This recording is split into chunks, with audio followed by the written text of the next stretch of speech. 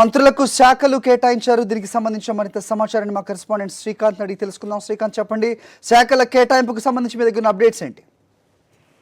హరి, ఉదయం 11 గంటలకు రాజ్భవన్ లో ప్రమాణ స్వీకారం చేసినటువంటి కేబినెట్ లోకి వచ్చినటువంటి 6 తెలంగాణ మంత్రులకు కొద్దిసేపటి క్రితం రాష్ట్ర ప్రభుత్వం అధికారికంగా శాఖలు కేటాయిస్తూ ఉత్తర్వులు జారీ చేసింది. దీని ప్రకారం ఖమ్మం జిల్లా నుంచి కేబినెట్ లో చేరినటువంటి తుమ్మల నాగేశ్వరరావుకు రోడ్లు, భవనాలు, అలాగే స్త్రీ శిశు సంక్షేమ శాఖను రాష్ట్ర ప్రభుత్వం కేటాయించింది. అలాగే ఆదిలాబాద్ నుంచి ప్రాతినిధ్యం వహిస్తున్నటువంటి మంత్రి ఇంద్రకరణ్ రెడ్డికి గృహ నిర్మాణం, న్యాయశాఖ, అలాగే దేవాదాయ శాఖను కూడా రాష్ట్ర ప్రభుత్వం కేటాయించింది. ఇక హైదరాబాద్ నుంచి ప్రాతినిధ్యం వహిస్తూ ఈ రోజు ఉదయమే టీడీపీ ఎమ్మెల్యే పదవికి రాజీనామా చేసి మంత్రివర్గంలో చేరినటువంటి తలసాని శ్రీనివాస్ యాదవ్ కు అత్యంత ప్రాధాన్యత కలిగినటువంటి కమర్షియల్ ట్యాక్స్ తో పాటు సినిమాటోగ్రఫీ మంత్రిత్వ శాఖను కూడా కేటాయిస్తూ ఉత్తర్వులు జారీ అయ్యాయి. ఇక మహబూబ్నగర్ జిల్లా నుంచి కేబినెట్ లో చేరినటువంటి సి లక్ష్మారెడ్డికి తెలంగాణ ప్రభుత్వం ప్రస్తుతం ఎదుర్కొంటున్నటువంటి ప్రధానమైన సమస్య ఏదైతే ఉందో విద్యుత్ శాఖకు సంబంధించి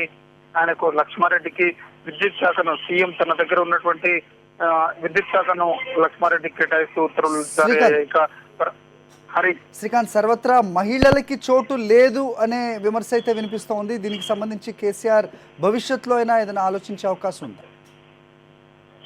అరే, మనం నిన్నటి నుంచి జరుగుతున్నటువంటి పరిణామాలు చూస్తున్నాం. ఏదైతే మొత్తంగా ఈ రోజు జరిగినటువంటి కేబినెట్ విస్తరణ పూర్తిగా రాజకీయ కోణంలో ఆలోచించి ఏదైతే తెలంగాణ సంబంధించి ఇప్పటిదాకా సెంటిమెంట్ తో టీఆర్ఎస్ పార్టీ నెగ్గుకొస్తూ మొన్న అధికారంలోకి రావడానికి కూడా సెంటిమెంట్ ప్రధానాస్తంగా పనిచేసింది. కానీ రానున్న రోజుల్లో సెంటిమెంట్ కంటే కూడా, ఎందుకంటే తెలంగాణ సిద్ధించింది కాబట్టి ఇక పార్టీని క్షేత్రస్థాయిలో ప్రభావితం చేసుకుని బలోపేతం చేసుకోవాల్సినటువంటి అవసరం ఉందని కేసీఆర్ గుర్తించి ఆ మేరకు, అంటే టీడీపీ నుంచి నిన్న మొన్న వచ్చారు వీరెప్పుడు కూడా, కొద్దిసేపటి క్రితం సచివాలయంలో మాట్లాడినటువంటి టీడీపీ నేత ఎర్రబెల్లి దయాకర్ రావు కూడా అన్నారు, టీడీపీలో ఉంటూ తెలంగాణను వ్యతిరేకించినటువంటి నేతలకు మంత్రి పదవులు దక్కాయని నేరుగా విమర్శలు చేసిన దాన్ని బట్టి మనం అర్థం చేసుకోవచ్చు.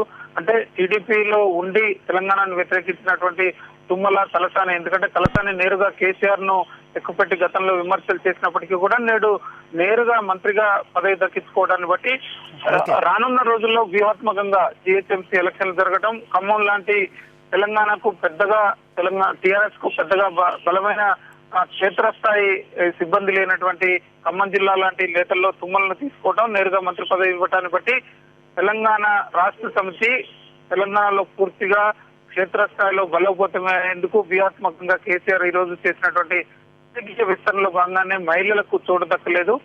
రానున్న రోజుల్లో ఈ మహిళలను, అలాగే ఇంకా బీసీలకు మిగిలిన కోటాలకు దక్కినటువంటి భర్తీని చేస్తారని టీఆర్ఎస్ వర్గాలు చెప్తున్నాయి. దానిలో భాగంగానే ఈ రోజు కేబినెట్ విస్తరణ జరిగిందని మనం చెప్పుకోవచ్చు.